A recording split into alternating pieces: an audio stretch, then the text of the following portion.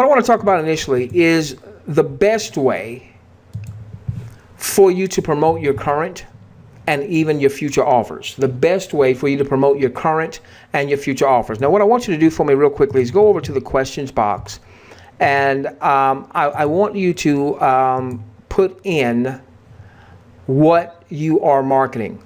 All right, what you are marketing. What offers are you currently marketing? I want to take a look at what you guys and guyettes are marketing out there. Okay. Someone says, stop talking about me, no list. That's okay. We're going to rectify that. Okay.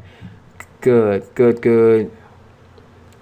Oh, a lot. Okay, a lot of different offers. Lot of different offers. Fantastic. Great. Fantastic. Wow.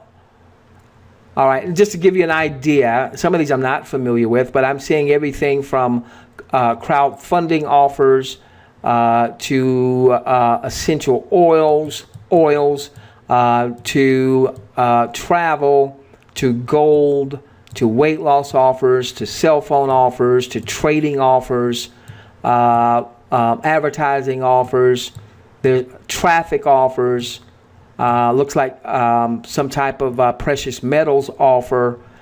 Someone says, I need something. Well, Diane, the great thing is if you don't have a back-end offer, RAS itself has a powerful income element. It is a tool, it is a resource, but it also is an income stream. Okay, all right, so now with that, let's go to work. Now I want to share with you something that I saw years ago, and I didn't get it at first. But now on the path that we're on, the light bulb went off. Okay, so back in 2001, I was promoting a, it was a telecom offer. What was it called? It was called ITI. All right, it's called ITI. This is a telecom offer. We weren't doing anything really on the internet. Now, they did have a decent presentation on the internet, and we could send people to that presentation, but we knew nothing at that time about developing a list or an email list, and certainly SMS text message marketing wasn't in play at that time. And there was a gentleman that was also with that particular company, all right? And he and I met at an offline event because we basically built our business offline. We met at an offline event, and he told me that he was having these online training webinars. Well, actually, they weren't. Was it a webinar? Did he do a webinar? I guess it was. Yeah. Okay. So online training webinars. All right. Now, what he would do is he did a weekly webinar. I think it was a webinar, call or webinar, but he did a weekly event. Let's call it that. Yeah, it had to be a webinar because I could see his screen. All right, so he would do a weekly webinar, but his weekly webinar was generic. He never promoted his primary offer on the webinar.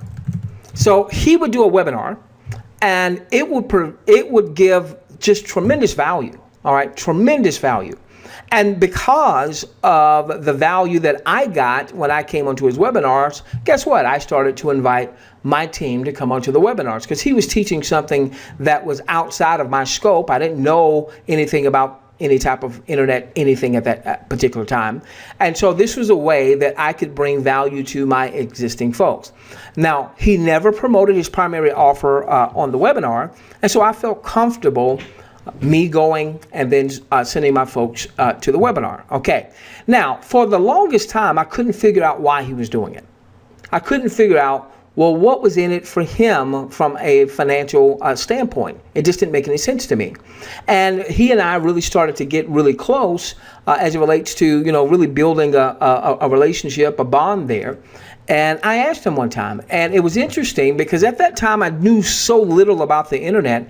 When he would do a webinar, he might talk about a particular tool or particular resource that he was using to build his primary offer. Only he never mentioned what his primary offer happened to be. Okay, and typically what he would have is he would at the end of the webinar, let's say he talked about email marketing. And he talked about why everyone needed to have an autoresponder. All right, so he sold me on why I needed to get an autoresponder, and I ultimately got an autoresponder through him. So what he would do is he'd be on the webinar, and then he would post his a link to get that tool or to get that resource. Now, I knew so little about internet marketing that I didn't know that when I got that autoresponder that I was going through his affiliate link and that he was actually getting an affiliate commission. And so ultimately what happened was he had a full-time income stream from the tools and resources that he referred on his webinars. Okay? He wasn't rich, but he was generating about $4,000 to $5,000 a month just from the various tools and resources that he recommended on his webinars. Now, then this is what happened. This is when I really started to get what he was doing. The company that he and I was promoting, they went through some rocky times. There were 3 owners of the company, 2 of them were brothers, and the odd man out left the company, started his own company. Okay, and that just kind of shook up the business. All right, so now the offer that once was a good offer was having its problems, having its challenges, and so the gentleman who was doing the generic webinars, he went and he picked up a new offer. Okay, so then, you know, we had this conversation about the problems that this ITI company was having at the time, all right? And guess what I asked him? By the way, what is your primary offer? By the way, what are you promoting? You never talk about it. You never talk about it on your webinars. And so he told me what he was promoting, and guess what happened? I joined him. I didn't join the company as much as I joined him. Now, that relationship with this gentleman extends way back to 2001. And since that time, I have joined him in a number of offers in network marketing or bought a number of products that he's recommended. And there have been times that it was vice versa. There were times that an offer came across my desk and I told him about it and he joined me or what have you. But I learned that and I didn't understand what was really going on years ago. All right. Now, what I want you to get is the power of generic. The power of generic. Okay. All right. So now, here is what Raz has evolved into. All right. Because the way that most people market their business is, number one, they promote their replicated link. All right, the replicated link to that particular product or to that particular service. All right, now here's the problem with that. All right, so most marketers are not capturing the lead, and this is most paramount. You want to get the lead. Please understand that most will not join you the first time